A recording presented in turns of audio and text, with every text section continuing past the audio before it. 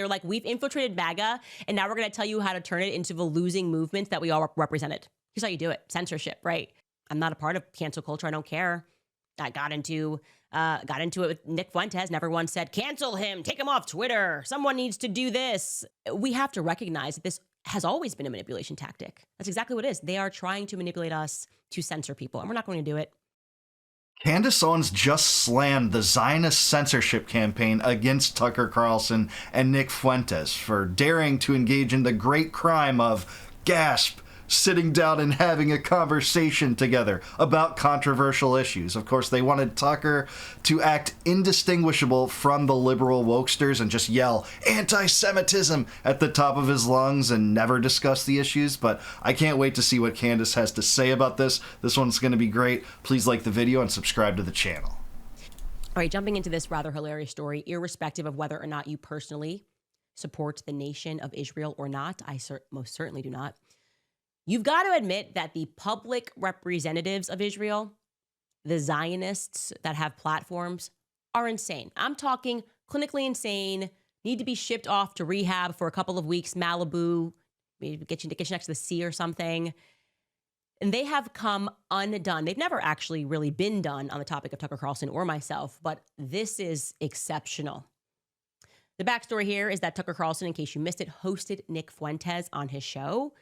And to be clear, I've hosted Nick Fuentes on my show. I don't like Nick Fuentes, and truly not because of anything he said in the past, but because how he treated me and my team and how he lied on me after it. So I actually am judging him based on my experience with him, okay? I don't really believe in cancel culture, and it was why I platformed him in the first place. He said something when he was 18 and went through the gamut that I went through, that Tucker's going through right now.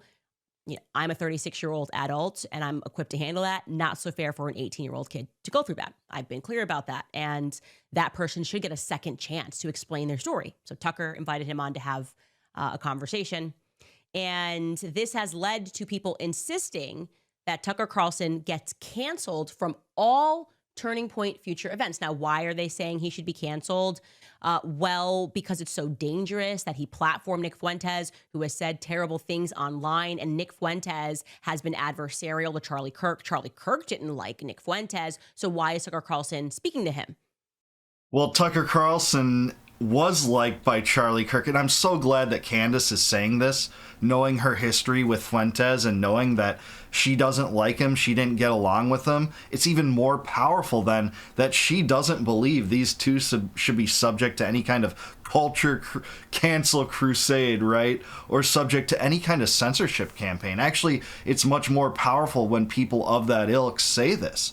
And she's totally right. The representatives of the Zionist right are so horrific and so toxic. It's no, surprise that there's been a 50-point swing when it comes to sympathy toward Palestinians since October 7th, based on how some of these people are acting and doubling down on Israel's atrocities. So yeah, absolutely.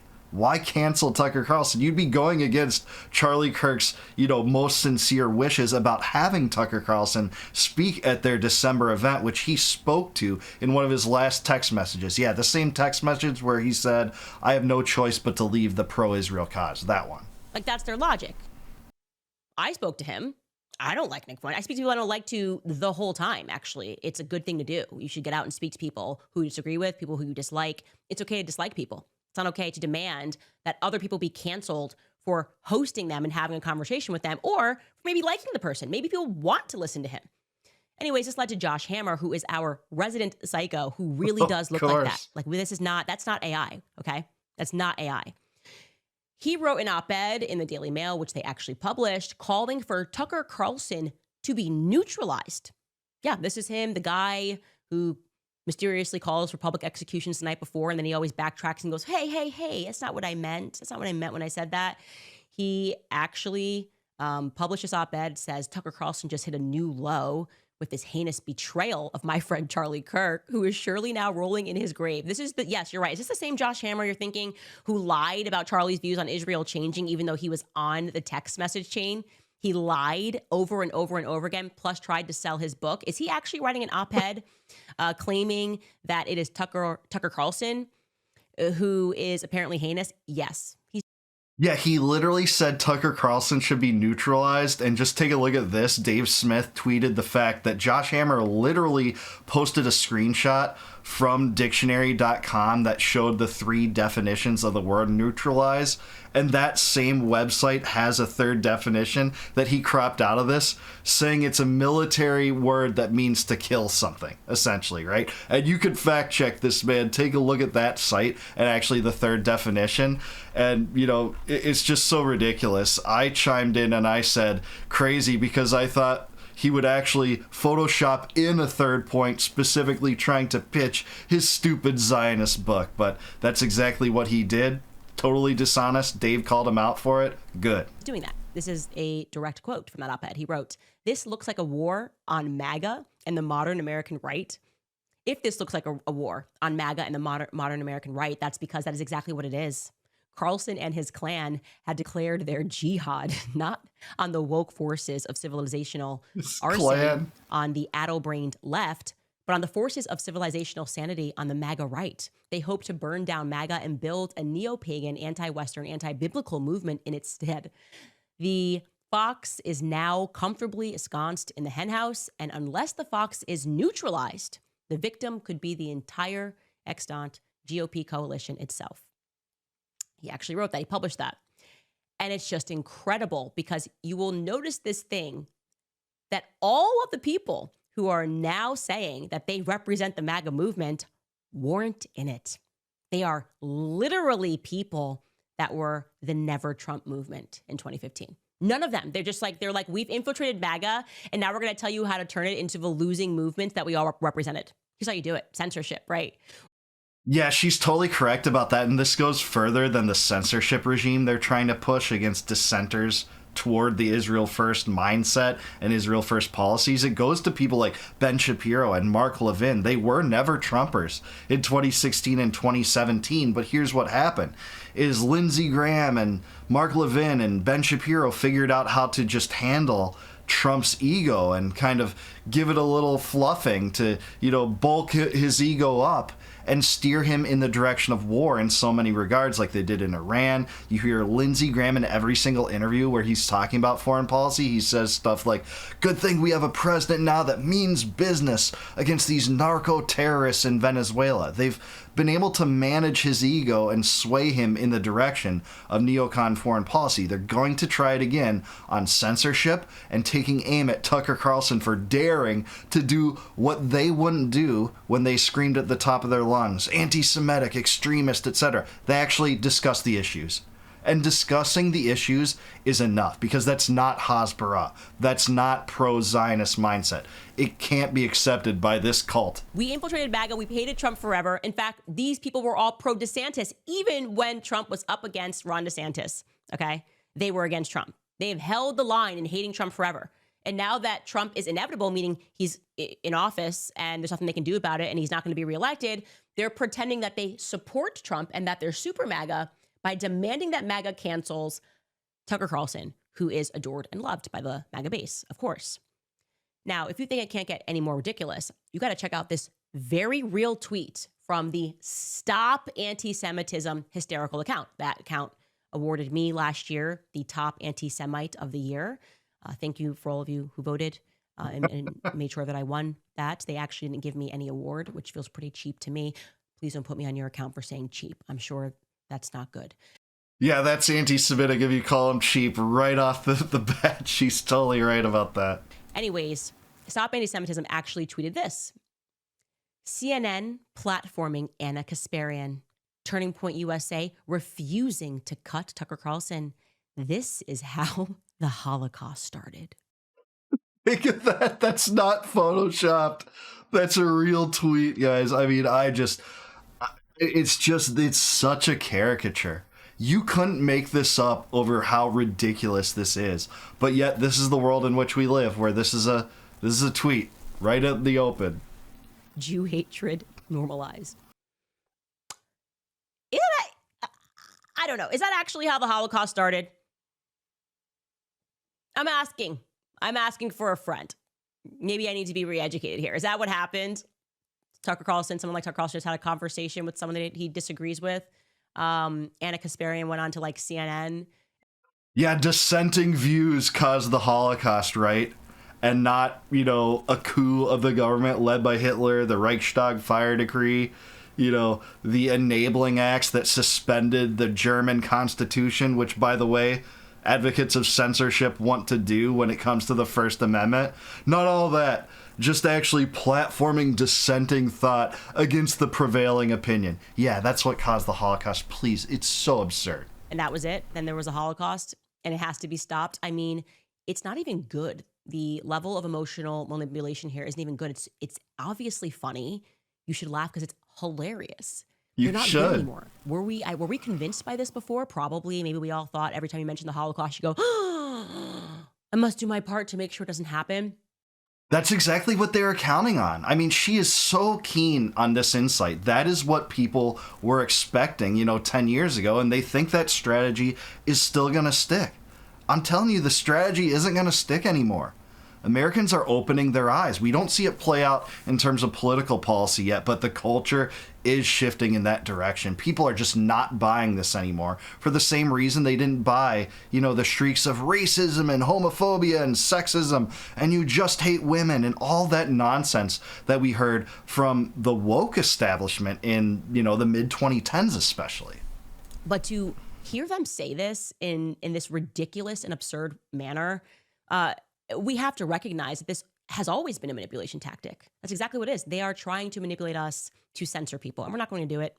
Anyways, Seth Dillon, another resident psycho on X, who pretended once upon a time that he was like a funny guy just telling jokes, went on to Piers Morgan and decided to put Dave Smith, who I love, through a struggle session explaining why. And yes, this is the same Seth Dillon at that notorious Hamptons summit who I told you pressed Charlie, and a couple of weeks before he died was horrific to Charlie, made Charlie feel as if he was suddenly sitting down and being told that his viewpoints had changed and it was unacceptable. It was a total peer pressure event, or wound up being that in large part thanks to Seth Dillon, who was leading the pack on questioning Charlie on his changing views.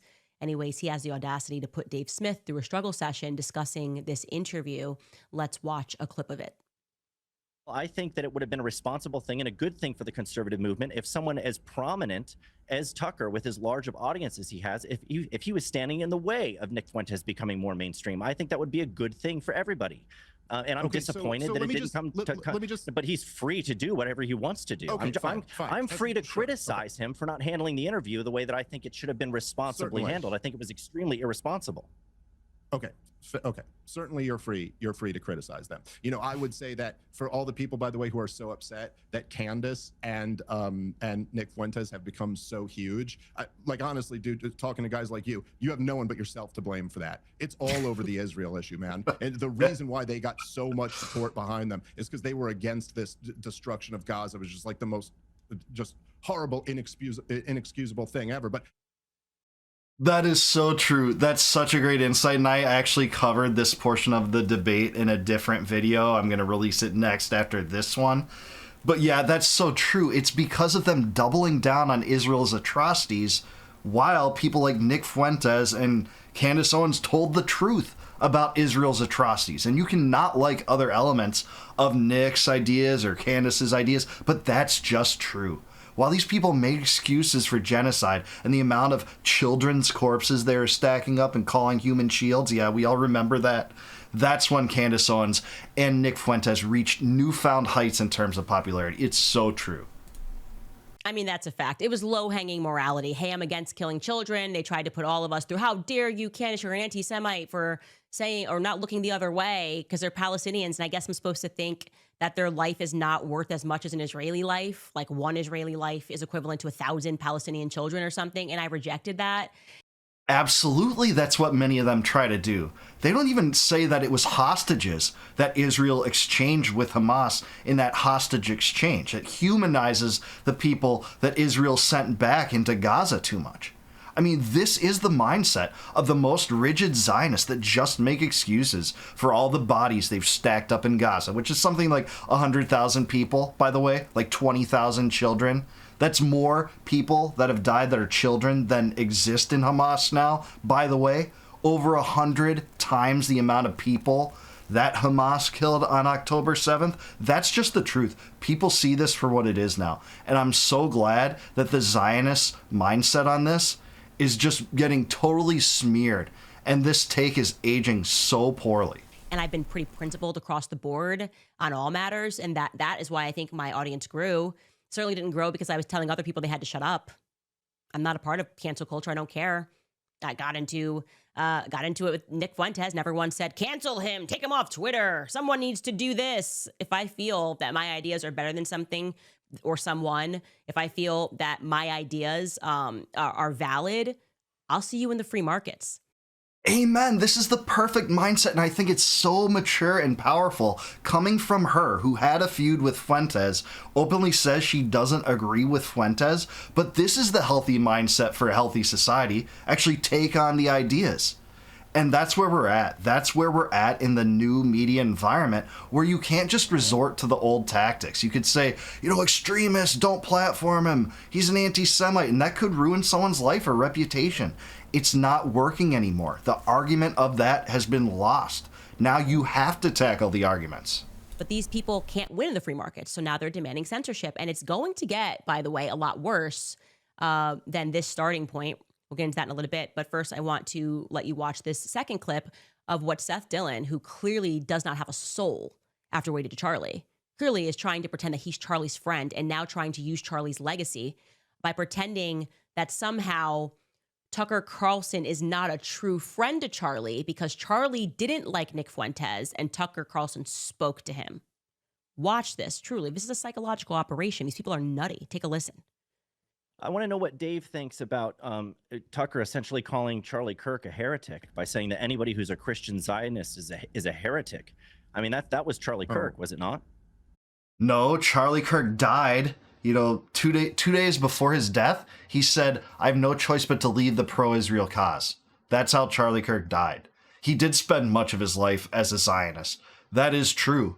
But he also said the latter, something that I very much doubt Seth is going to bring up. In fact, I'm just going to guarantee he's not going to bring that up. Okay, but I mean, I think obviously he's speaking about evangelical Christians in general and saying that this violates the Bible, like to make it about Charlie Kirk. That's a circle that really Charlie Kirk point. fits inside. It applies to him. Okay, but so he's criticizing a view that Charlie Kirk had. Yeah, I disagreed with Charlie on that too. So what's your point? He said he hates those people more than he said he hates those people more than anybody else and called them heretics. And yet he spoke at Charlie Kirk's memorial so glowingly. How do you reconcile those two things? Yeah, he obviously didn't hate Charlie Kirk. There you go. Come on. This is like ridiculous. Yes, he's making a point that he thinks that actually the Christians who put Israel above their own government and believe that like only Jesus can come back if the Jews control the area, that is goofy, and I agree. Yeah, well, if you say you hate people that have Charlie's views, then you're saying you hate Charlie. Yeah, okay. I don't. Good. If that's the argument you want to go with, okay. Tucker was specifically talking about the vile neocons that have led us into catastrophes in terms of foreign policy and the deaths of millions of people in the war on terror. Something like 5 million people killed by the U.S. and the whole umbrella of the war on terror. It's just a stupid, stupid argument, especially when it comes to knowing what Seth knows. That story wasn't small. It was a bombshell that broke out, showing that text saying he had no choice but to leave the pro-Israel cause. That's verbatim. I knew it that he wouldn't bring it up, but that's the case. I wish Dave would have brought that up too, by the way. Actually, the argument I'd like to go with is that Seth Dillon is a liar, which is why 2 days before Charlie Kirk was killed, he was explicit in saying he was left with no choice but to leave the pro-Israel cause, which would mean he didn't die a Christian Zionist. Right? Common sense, Charlie in his own words. And Seth Dillon, you're aware of this because you put him through 2 weeks before the struggle session in the Hamptons. Yeah, he's so dishonest because he knows that, but still went with this argument. That shows a whole different level of dishonesty than whether you would have gone with this take without knowing that. But that's Seth Dillon. What was it, August 5th and 6th, pressing him on the things that he said about Bibi Netanyahu. He was hosting people to have that discussion. But, I guess for some Zionists, you would say it was almost fortunate that Charlie Kirk is no longer here to take that last step that you knew he was taking. You didn't want another Tucker Carlson or Candace Owens, people who were very much in the pro-Israel camp, and left it because we could not stand your immorality, we could not stand your lies, and we could not possibly think that God's chosen people would allow it. Okay, God's chosen people don't lie. God's chosen people don't kill hundreds of thousands of people and then try to tell you that they're the victim because they're spending tons of money on Christian Zionists. And yes, it is absolutely a heresy to get up on stage and to lie about what is in the Bible, to try to use it to manipulate people, to tell them that what's right here in the Bible is that they shouldn't follow Tucker Carlson or Candace Owens. And yes, I would deem you to be, therefore, a heretic. So I hope I'm clear about what I think you are. Right? People of your ilk are people that pretend to be Christians and make a ton of videos, some of them simply because they're paid to do so, some of them because they're in the military and these are their instructions, and manipulate people who are well-meaning and want to become close to God by telling them that they won't be saved unless they support this abomination in the Middle East. Amen. Oh my gosh, this is so well presented. That is so true. That takes a whole new level of manipulation that even some of the worst deviants don't engage in. This twisted manipulation to steer people toward their preferential foreign policy outcome on the basis that you can't get close to Christ, you can't get close to God unless you support the modern state of Israel. Well, I'm sorry, that's unfounded in the Bible. No matter how many times you're going to spin that promise from God to Abram, not talking about the modern Israeli state or even the ancient kingdom of Israel, which didn't exist at the time that passage in Genesis was written as a conversation between God and Abram about being cursed. It's so insane, and she is presenting this perfectly. That's exactly the way to say it. So, anyways, this leads us, of course, Charlie's last words in that text chain. He fought tooth and nail to make sure that Tucker Carlson stayed on the Turning Point USA speaking list. That's the reality, okay? That's the reality. Those were virtually his last public words that we can read from his private text exchanges, was that he wanted Tucker Carlson. And now you're trying to convince us that the best way to honor him would be not to listen to what Charlie Kirk himself said. That's exactly what they're arguing, and it just becomes more and more glaring to be ridiculous. It's striking in its idiocy, striking in its lunacy, in fact. And if anything, I think Candace Owens is actually being pretty humble here, because alongside that note, and she's totally right, that he was doubling down, we're going to have Tucker Carlson at our December event now, especially so because of what he brings to the table, because he was close to Charlie Kirk, because Charlie Kirk was clearly going in that direction on Israel and essentially culminating in saying that I have no choice but to leave the pro-Israel cause. She's also being humble because in that same message, it also says, I'm thinking about asking Candace to speak too. Just think of that. The way to diffuse tension with the pro-Zionist donors, the antithesis of that is to invite Candace Owens to speak at a Turning Point USA event. Is she going to be kind to the Zionists? Is she going to be kind to Netanyahu? Is she going to be kind to the Israel Firsters supporting that nonsense and demanding Hasbara rigidity of all the conservative movement? No, I don't think so. So yeah, Candace is exactly right. This censorship crusade is absurd. And even those that aren't calling for outright censorship, I don't even think it's even remotely close to dealing with this issue in the right way. The right way to tackle controversial speech is more speech. It's not more silence. It's not more propagandizing to your friends that, hey, if you platform this guy, you're the enemy too, and we have to fight you as well. You're with them and not us. You can already see this happening to people like Megyn Kelly, that despite saying that I'm a Zionist, they're attacking her because, she has too many open conversations that entertain the idea of, hey, it's not anti-Semitic to criticize Israel. Having Marjorie Taylor Greene was one of her biggest crimes, and her other crime, in addition to that, was saying, hey, no one under 30 supports Israel, which is almost true. It's hyperbole, but it's almost true as well. So that's what you're seeing here. You're seeing the worst excesses of liberal wokesters just be manifest in the Zionist right. this cancel culture crusade saying, oh no, Nick Fuentes, you can't talk to him, you can't platform him, oh, you didn't push back enough. Well, I watched that interview, and Tucker did push back against him several times and said, essentially, it's not Christian to collectivize this problem with the Israel first mindset and Israel first foreign policy with Judaism. In fact, that's totally wrong. And here are all these examples, like at Mike Huckabee and George W. Bush and Dick Cheney and all these, Christian, supposedly neocons that caused this disastrous policy as well. So he did push back, and I know it because there's some groypers in my comments that didn't like my perspective, which is closer to Tucker Carlson's on this issue. So there was pushback. It was palpable. And you had a lot of Knicks fans not like Tucker's pushback. So I don't think Seth Dillon actually watched this. And if he did watch this, he's not even remotely as charitable as I would be if I was watching two other people that I generally disagreed with on the Israel issue talk. I would think that this would be pushback if it was on a different side. But I do want to hear what you guys have to say. Is Candace Owens right about this? Do you give her credit for the maturity and professionalism and insight to say, hey, I'm not supporting any of this cancel culture nonsense, even though I have my own beef with Nick? Let me know in the comments down below. Please like the video, subscribe to the channel. Also consider becoming a YouTube member by clicking the join button below. If you do that, I'll give you access to all my videos before they go live to the general public on YouTube. Make sure to give Candace a subscribe as well. She's awesome. Also, if you want a free copy of my first book, Compact of the Republic, click the link in the description below. It'll shoot you off to a website.